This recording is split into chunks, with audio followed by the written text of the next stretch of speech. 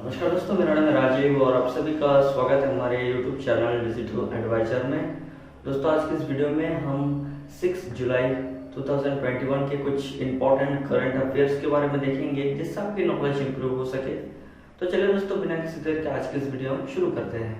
तो दोस्तों, हमारा पहला करंट अफेयर है ब्लैक फंगस के बाद अब सामने आए बोन डेथ के मामले। तो पहले कोरोना वायरस के बाद कोरोना पेशेंटों में ब्लैक फंगस नामक एक रोग दिखाई दे रहे थे जिसे म्यूकोमाइकोसिस कहते हैं। तो उसी के बाद अब कोरोना पेशेंटों में बोन डेथ के मामले दिखाई दे रहे हैं। तो कोरोना रिकवर मरीजों में ब्लैक फंगस के बाद अब एवेस्कुलर नेक्रोसिस नामक की बीमारी के लक्षण पाए गए हैं। इस बीमारी की बोन डेथ भी कहा जाता है क्योंकि इसमें शरीर के भीतर खून का फ्लो ठीक न होने की वजह से हड्डियां गलने लगती है। एंड एवेस्कुलर नेक्रोसिस की हड्डी की ऊतक की मृत्यु के रूप में भी जाना जाता है। यह एक ऐसा रोग है जो हड्डी तक पर्याप्त खून ना पहुंचाने की वजह से होती है, जो आमतौर पर फीमर या कूल्हे की हड्डी में होती है। हाल ही में सामने आए मामले कूल्हे की हड्डी के थे, लेकिन नेक्रोसिस शरीर की किसी भी हड्डी में हो सकती है। उसी तरह टोक्यो ओलंपिक नेक्स्ट जो है वो है टोक्यो ओलंपिक 2020 एंड 21 उद्घाटन समारोह में ध्वजावाहक होंगे मैरीकॉम एंड मनप्रीत सिंह। तो भारतीय ओलंपिक संघ जो है जिसे हम IOA कहते हैं, तो इन खेलों की आयोजन समिति को अपने फैसले के अवगत करा दिया गया है। एंड इन खेलों की शुरुआत 23 जुलाई 2021 यानी 2021 से टोक्यो में हो रही है और इसका समापन 8 अगस्त को होगी। यानी इसकी जो उद्घाटन है वो 23 जुलाई से होकर एंड इसकी समापन यानी इसकी एंड 8 अगस्त तक होगी। तो IOA में मैरीकॉम और मनप्रीत सिंह के भारत की तरफ से ध्वजावाहक होने की जानकारी 5 जुलाई को दी है। एंड ऐसा पहली बार हो रहा है कि ओलंपिक में भारत के 2 ध्वज होंगे। मैरीकॉम ने इस घोषणा के बाद कहा है कि यह मेरे लिए बहुत ही बड़ा पल होगा क्योंकि यह मेरा आखिरी ओलंपिक है।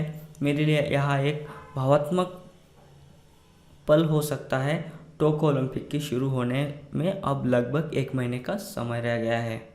उसी तरह हमारा जो नेक्स्ट है वो है 3 नंबर, जिसमें उष्णकटिबंधीय तूफान एल्सा स्ट्राम्स पहुंचा द्वीप के पास।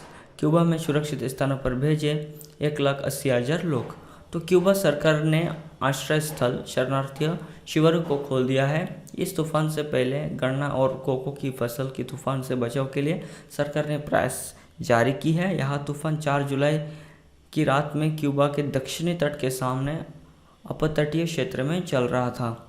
मियामी के राष्ट्रीय तूफान केंद्र के अनुसार एल्सा का केंद्र 4 जुलाई की रात में क्यूबा के दक्षिणी तट के पास काबो क्रूज से लगभग 65 किलोमीटर पश्चिम में था। यह तूफान 15 मील प्रति घंटा यानी 24 किलोमीटर प्रति घंटे की गति से उत्तर पश्चिम की ओर बढ़ रहा था। एंड 4 नंबर पे है दिल्ली सरकार ने आबकारी नीति में किया बदलाव, रात 3 बजे तक खुलेंगे बार। तो दिल्ली सरकार की नई आबकारी नीति की तहत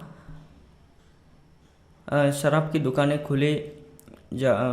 खुली जगह वाली होंगी। ये एयर कंडीशनिंग युक्त होंगी जहां धक्का मुक्की नहीं होगी और लोग आसानी से अपनी पसंद की शराब खरीदेंगे। तो वातानुकूलित स्टोर में आराम में जाकर उपभोक्ता अपनी पसंद का शराब खरीद सकते हैं। तो शराब की दुकानों की वातानुकूलित और अच्छी तरह से रोशनी वाली एंड कांच के दरवाजे वाले बनाए जाएंगे। उनके पास दुकान के अंदर और बाहर CCTV कैमरे होंगे एंड रिकॉर्ड न्यूनतम 1 महीने का अवधि के लिए रखी जाएंगी। एंड दोस्तों, हम कुछ ऐसे एक सेंटेंस में कुछ ऐसा हम करंट अफेयर्स के बारे में देखेंगे। तो उसमें हाल ही में जिस देश में बेहतर मौसम पूर्वानुमान के लिए एक नया उपग्रह FYE लॉन्च की है तो वो है चीन। तो चीन ने एक उपग्रह यानी एक सैटेलाइट लॉन्च किया जिसका नाम है FY3E लॉन्च 3E, जो कि लॉन्च की गई है, जो कि मौसम के पूर्वानुमान किए जाते हैं।